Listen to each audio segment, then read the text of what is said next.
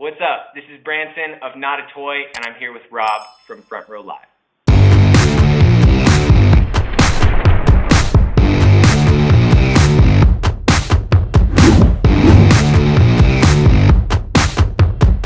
Congratulations. It's so awesome to see that, not only your band just got signed to Fearless Records, but Fearless Records is, constantly signing new amazing projects, new amazing bands that have been surfacing out of, for me, some of them have surfaced out of nowhere. But for you, talk to me about Not a Toy and how your involvement with Fearless Records was established. Yeah, man, this has been a dream. Fearless has been our dream record label since we were in high school. We played our first Vans Warped Tour, and that was the expectation. We were like, someday it would be really cool to be on Fearless. And honestly, it's the relationship has been super smooth. We've had a few different industry people who I feel like we've bumped shoulders with, and this has definitely been the smoothest so far. They've just been the ultimate team member. That's awesome. It's definitely a family, and now more so than ever, with Andy being part of Fearless Records. I grew up, I started my first channel because of Andy. Andy was the one that kind of opened the doors for me and told me, hey, you need to interview these people. You should try this and you should try that. So the fact that now he's a part of Fearless Records and is such a genuine music fan, it makes me so excited. Oh yeah, I've got nothing but good things to say about him. He's just been a gem. So, as far as Not a Toy, it is not a band, it's a collective. Talk to me a little bit about that and, how important it is for you to kind of make that known that it is a collective of, people, not only musicians, but, involved in arts as well, right? Exactly. It's a collective of artists, and although we do make music and that's currently the priority, I want to make sure that I want to make sure that people know about all the other things that go on within the band. So I guess to start off, the band actually had been in some past projects together, and this has been the first time that we've kind of stepped back. And there's so many bands, so many genres, but what makes Not a Toy so cool is that our violinist scores movies, and I tattoo and paint, and we print our own merch, and we are, as far as music videos go, we are always super heavily involved, with the color correction, with a lot of the stuff that most bands would probably think are a little mundane, and we just that's our shit. We love the art side of this actual product. It's not just the music. It's more of a lifestyle collective of these four producers who are just in love with art and expressing those emotions through multiple different art forms. Now you mentioned Sorry, go for it. Oh no, you're all good, man. So you mentioned that you guys have played in different projects before. So what is it about these individual members that no matter how much you guys change in musical in bands, you guys are still together as one and still trying to reach this dream together? Yeah, honestly, those guys are the most talented musicians I know, and I think that's the whole reason that obviously that the music has caught the ears of Fearless and whatnot. But really, I think each of them are just I'm obsessed with each of them personally and the music they make. Our guitarist is definitely the best guitarist that I know personally, and the violinist seriously makes he's one of those prodigy type of kids. You know what I mean? Where he is classically trained in violin, but man, there's this one time we were in the studio and he literally found a trumpet in the back and was like, "Hey, we should throw this on a song." And we were like, that'd be tight, except none of us know how to play trumpet. And he literally just started playing it. He had never played it before, and he recorded it for the album. So it's, outside of that, we are definitely best friends. Those dudes are my brothers, and we've been through so much together. And so I think it's a little combination of being able to inspire each other, but also just having this deep love for creating together. Right. Now, and jumping into the studio, when you guys do jump into the studio together, what's that creative process like? Especially for the new single, "Quit Quitting." Like, what how did that song come about?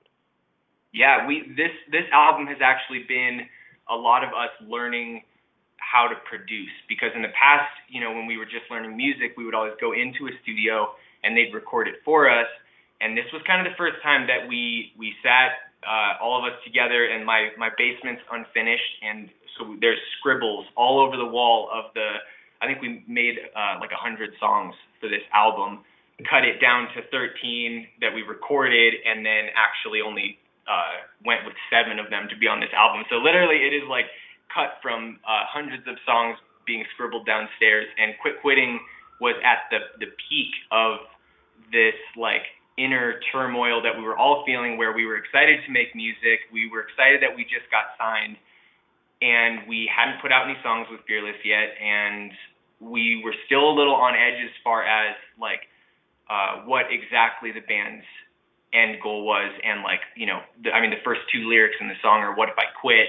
Or on the flip side, "What if I quit quitting, everything that I start?" So it's really, the whole song is just, it was literally what we were going through. Just that every day when you're sitting in a basement for 3 years writing an album, you end up just kind of second guessing a lot of things. And that's kind of part of the creative process, is you're not always an amazing musician. There's a lot of times where you're, dealing with doubt and dealing with all of these other human elements. No one's, or at least I assume, no artist is always on it. So the Quit Quitting is the middle.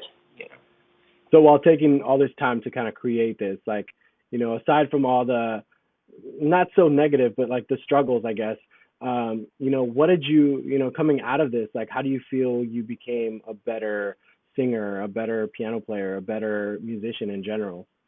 Yeah, even just forcing yourself to push through those rough times. And it does help being in a group where everyone lifts each other up.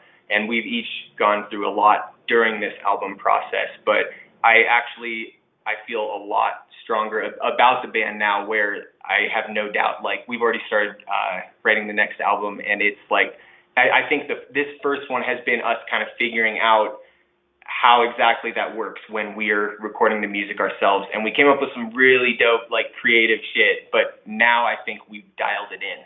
And I'm actually really excited to see what happens now that the process is, I think it's more the process that I think has grown. We have grown as musicians, of course. We're constantly trying to learn, but I think getting that down, where finding a good way to collaborate with 4 people is actually kind of a tricky thing. It's a lot of opinions, a lot of perfectionists. I feel like because you guys are also talented too with different instrumentations as well, like I feel like kind of nailing the sound of Not a Toy is also a challenge. Is there a specific sound that you guys are leaning towards, or is there, are you guys just trying to create music and whatever it sounds like, that's still going to be Not a Toy? Yeah, no rules. We're really just trying to evolve our sound and ourselves as musicians. We're not glued to any specific sound, but I know that if we really nail a certain sound for an album, I can almost guarantee that that's not going to be the sound of the next album. Like, the whole point is, it's literally us exploring, and whoever's along for that journey, that's awesome. But it really is us exploring all aspects of music and trying to figure out, like, our influences at the time and our influences of, throughout our whole lives, finding a way to channel that into something that feels fresh and relevant to us at the time. Right. So, for example, on this would be your debut album, I would assume, yes? So yeah. on this album, who is Not a Toy? Who do you guys feel you guys are as you guys create these 13 tracks? Yeah, this is actually, it's been kind of a funny thing, because we didn't actually have the name chosen until we had the album already finished. So we wanted to make sure that whatever it was felt like it didn't take itself too seriously. Like, we're not that serious of dudes. We're all just goofballs, and being able to, like, include this, like, lighthearted side of music along with this, like, epic rock side of just, like, it's dynamics. It's got to be the contrast. And so I think if Not a Toy, was a character, I would still think outside of just the music. I really think what Not a Toy is more of that lifestyle. And as far as the music itself goes, it does change. But for this album, it has really been us discovering who we are as people. That's awesome, man. That's awesome. Like, is this something that you guys, obviously so many things have changed in the last few months. And, for bands, it's been hard to kind of finish these albums that they've been working on because studios are not fully available, or you can't, the safer at home situation going on. But do you guys see this album kind of coming out sometime this year, or is this something that you guys still need to figure out the recording process as well? It's definitely coming out. We are without a doubt going to release it. We're guessing July or August. Okay. No specific date yet, though. We're kind of, obviously with Corona and all that, the time might not be right now. So we're kind of trying to play the game a little bit. But this album was recorded 2 years ago, and so it's time. We need to get this music out. Our tastes have changed since then. You know what I mean? We've written so many tracks that I am beyond excited to show people that can't come until this album drops first. So It's time. We're dropping it this year for sure.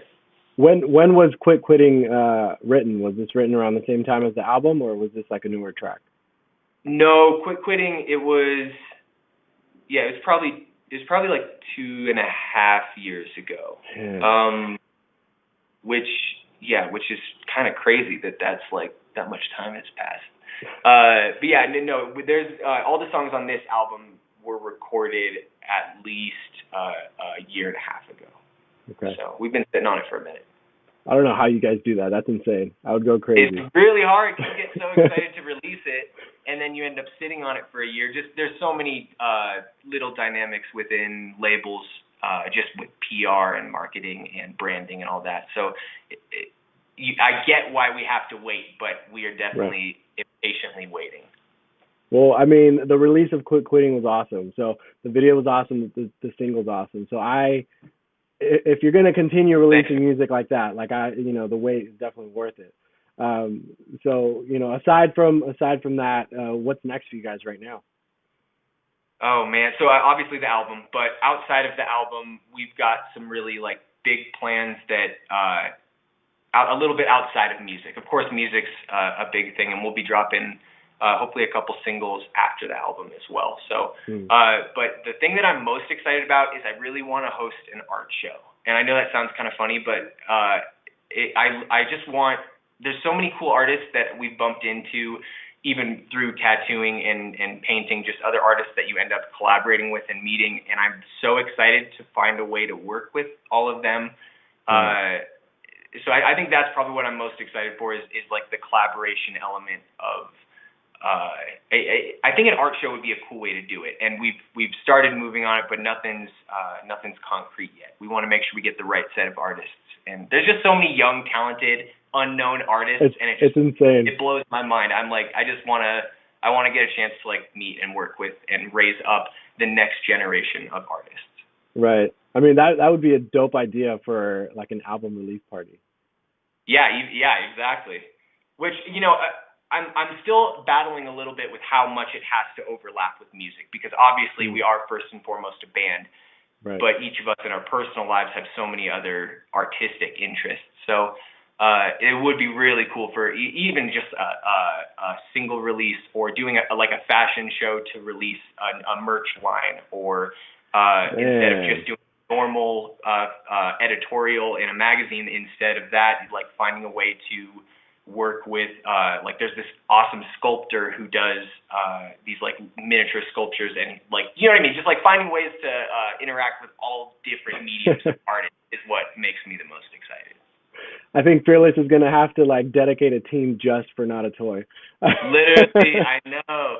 Luckily, I mean, all the guys are workhorses. We definitely, I feel are trying to make sure that everyone stays up on the pace, because I don't know, I feel we're just so excited. We're just running in 100 directions at once, and so Fearless is trying to hold us together.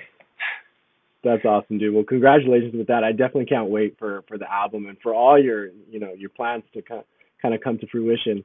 So thank you so much for taking the time to talk to me. I appreciate that. Yeah, dude, you're a legend. Seriously, thanks for having me on. That's crazy.